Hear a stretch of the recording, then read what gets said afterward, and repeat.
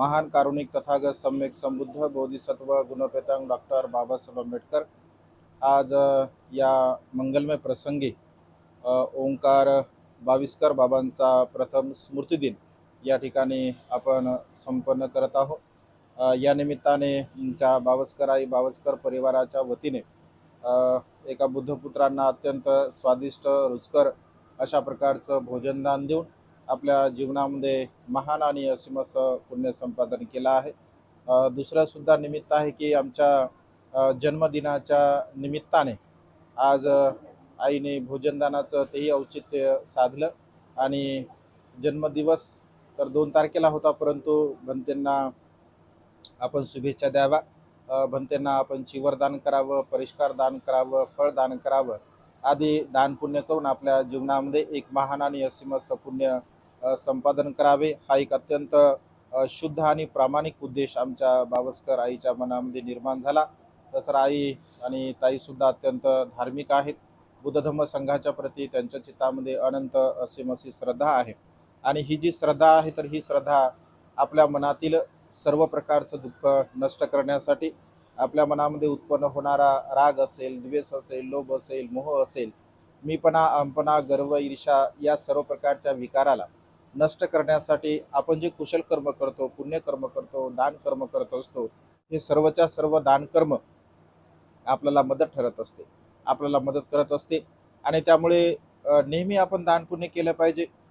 बाविस्कर बाबा आपल्या परिवारामधून निघून गेले। 1 वर्ष आता झालेला आहे। जलदान विधीचा कार्यक्रम सुद्धा अत्यंत चांगल्या प्रकारे भिक्खू संघाला भोजनदान देऊन, चिवरदान देऊन, दान पुण्य करून हे कार्य केलेलं आहे।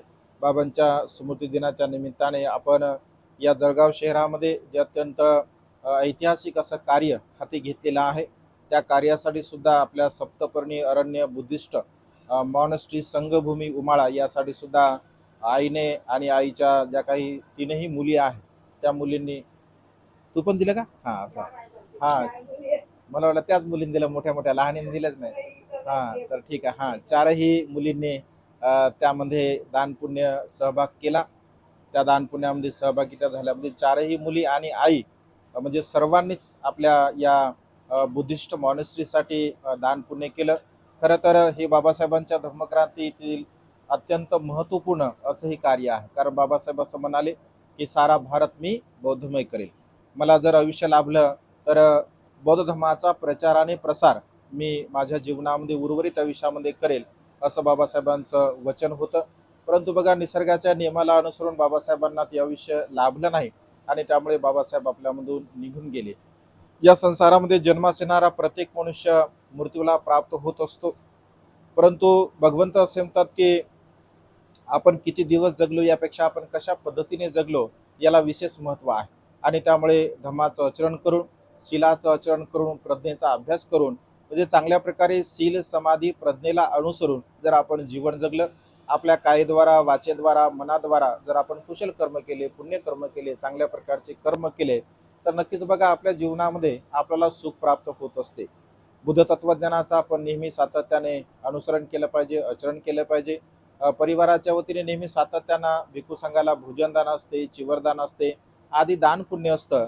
कारण भगवंत असे म्हणतात की उपासक उपासिका भिक्खू संघाचे माता पिता असतात, कारण भिक्षूने आपलं घरदार सोडलेलं असतं आणि घरदार सोडलेलं असल्यामुळे समाजामध्ये असणारे जे काही उपासक उपासिका असतात तर ते सर्वच भिक्खू संघाचे, भिक्खूंचे माता पिता असतात आणि त्यामुळे आमच्या आईसुद्धा नेहमीच आपल्या पुत्राप्रमाणे आम्हाला जोपासतात, पुत्राप्रमाणे विचारपूस करतात, सातत्याने दानपुण्य करत असतात।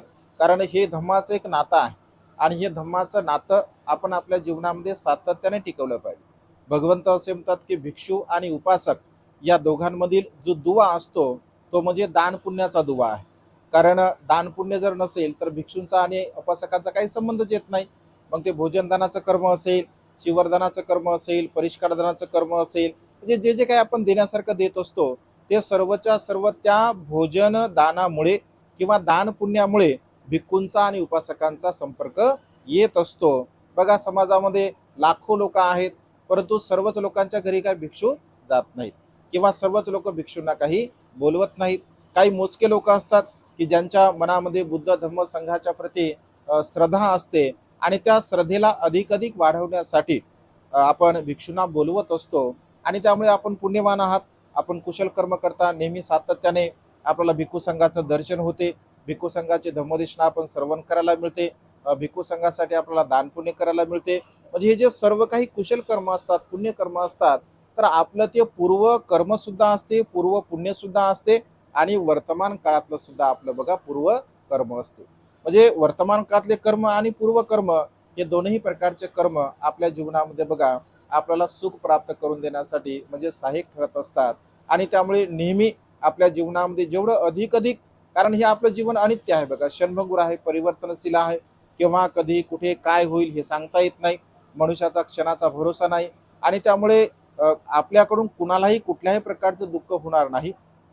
आपल्याकडून कुणालाही कुठल्या प्रकारच्या वेदना होणार नाही. म्हणजे माझ्यामुळे एखादा व्यक्ती जर सुखी होत असेल, माझ्यामुळे एखादा व्यक्ती जर आनंदी होत असेल, समाधानी होत असेल, त्याला सुख लाभत असेल, तर अशाच प्रकारचं कर्म आपण आपल्या जीवनामध्ये बघा नियमितपणे करण्याचा प्रयत्न केला पाहिजे. माझ्यामुळे कुणाला दुःख होणार नाही, माझ्यामुळे कुणाला शोक होणार नाही, माझ्यामुळे कुठल्याही प्रकारच्या वेदना कोणाला होणार नाहीत. अशा प्रकारचं जीवन बघा या संसारामध्ये आपण जगण्याचा प्रयत्न केला पाहिजे.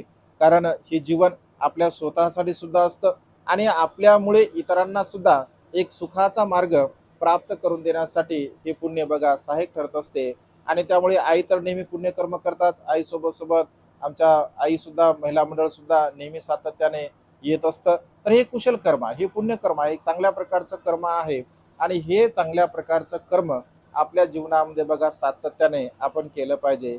कारण दान पुण्य करण्यासाठी आपल्या मनाची मानसिकता परिशुद्ध असली पाहिजे, निर्मळ असली पाहिजे, चांगल्या प्रकारची असली पाहिजे.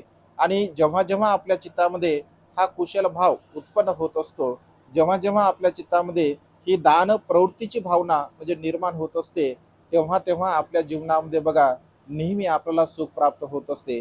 कारण दान पुण्यामुळे मनुष्य संसारामध्ये जिवंत असतो. माता विशाखा जिवंत आहे, तिने केलेल्या दान पुण्यामुळे ती जिवंत आहे. अनाथ पिंडक जिवंत आहे, त्यांनी केलेल्या दान पुण्यामुळे ते जिवंत आहे. चक्रवर्ती सम्राट अशोक असतील, त्यांनी जे धम्माचं कार्य केलं, धम्मप्रचाराचं कार्य केलं, त्यामुळे त्या जिवंत आहेत. राजा बिंबिसार असेल, राजा प्रचित असेल, अम्रपाली असेल, म्हणजे सुजाता असेल, हे सर्व बौद्ध साहित्यामध्ये जे जे श्रद्धा संपन्न उपासक उपासिका राजे महाराजे आज आपल्याला वर्तमान काळामध्ये त्यांचं लाखो वेळेस, करोडो वेळेस त्यांचं नाव निघतं. असा एकही दिवस जात नाही की माता विशाखाचं नाव निघत नाही, अनाथ पिंडकाचं नाव निघत नाही, बिंबिसाराचं प्रश्निताचं नाव निघत नाही, चक्रवर्ती सम्राट अशोकांचं नाव निघत नाही, बाबासाहेबांचं नाव निघत नाही, भगवंताचं नाव निघत नाही. म्हणजे का? कारण त्यांनी केलेले ते कुशल कर्म आहे, त्यांनी केलेले ते पुण्यकर्म आहे.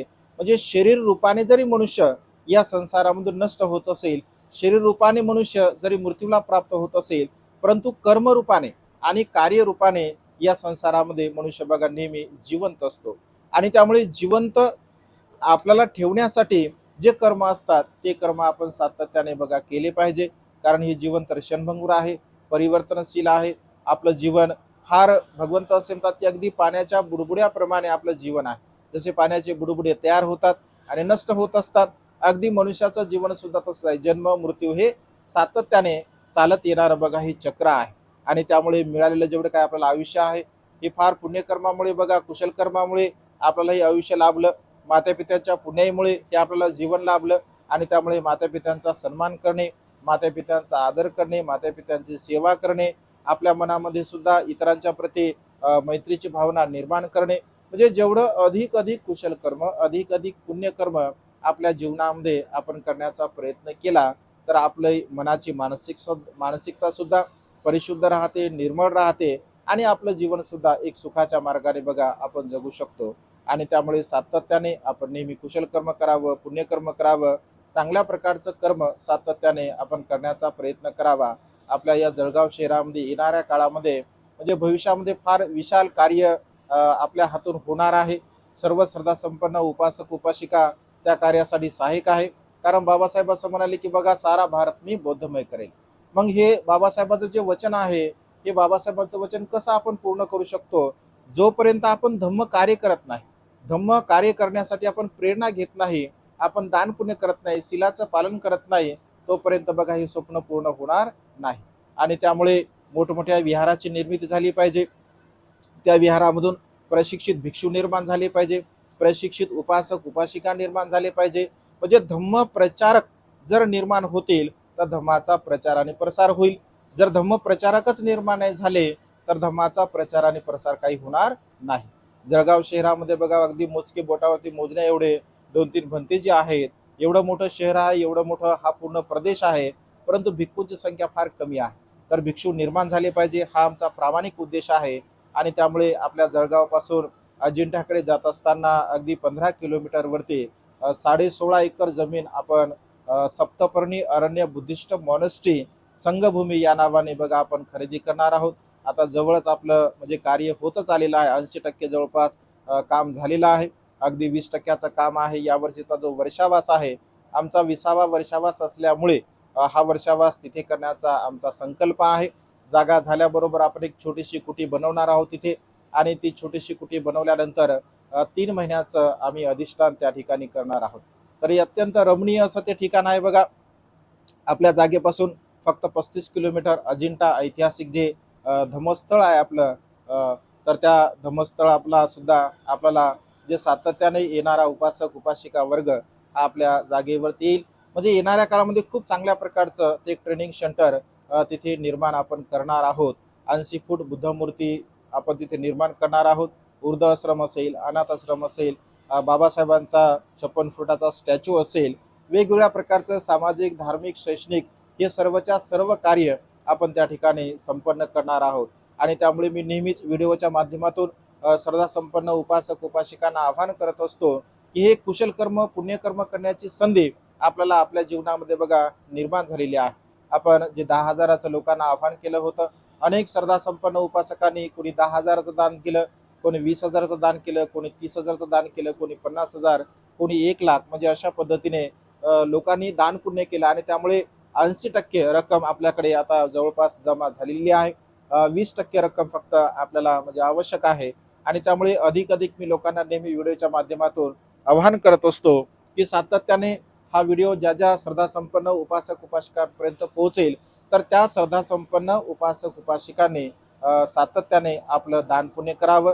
कारण हे बाबासाहेबांच्या धम्मक्रांतीला गतिमान करण्यासाठी, बाबासाहेबांची धम्म चळवळ अधिक पुढे आणि पुढे नेण्यासाठी हे कार्य आपल्याला सहाय्यक ठरणार आहे. आणि त्यामुळे आज या मंगलमय प्रसंगी आमच्या बावस्कर आई परिवाराने अत्यंत स्वादिष्ट, अत्यंत रुचकर अशा प्रकारचं भोजनदान देऊन आपल्या जीवनामध्ये महान आणि असीम असं पुण्य संपादन केलं आहे. बाबांच्या स्मृती दिनाच्या निमित्ताने आज चिवरदान, फळदान, परिष्कारदान, अर्थदान हे सर्व काही दान पुण्य आज परिवार करत आहे. तर या संपूर्ण कुशल कर्माच्या बलाने, बुद्ध धम्म आणि संघ या 3 रत्नाच्या बलाने निसर्गामध्ये विलीन असणारे बाबांचे 4 महाभूत आणि पंचस्कंद यांना सुगती प्राप्त हो. बाबांच्या जाण्यामुळे परिवाराला जे काही दुःख झालं आहे ते दुःख पूर्णपणे बुद्ध धम्म आणि संघ या 3 रत्नाच्या बलाने पूर्णपणे नष्ट हो. बुद्ध धम्म संघ या 3 रत्नांच्या प्रती अधिक श्रद्धा आपल्या चित्तामध्ये निर्माण हो. आणि आपण जे कुशल कर्म पुण्यकर्म करतात या संपूर्ण कुशल कर्माच्या बलाने आपणा सर्वांना निब्बाणाची अवस्था प्राप्त हो. अशा प्रकारची मंगलमय आणि उदात्त कामना वेळेच्या अभावी या ठिकाणी व्यक्त करून ही छोटीशी धम्मदेशना संपन्न करतो. सर्वांचं मंगल हो, सर्वांचं कल्याण हो, सर्वांना दीर्घायुष्य लाभो.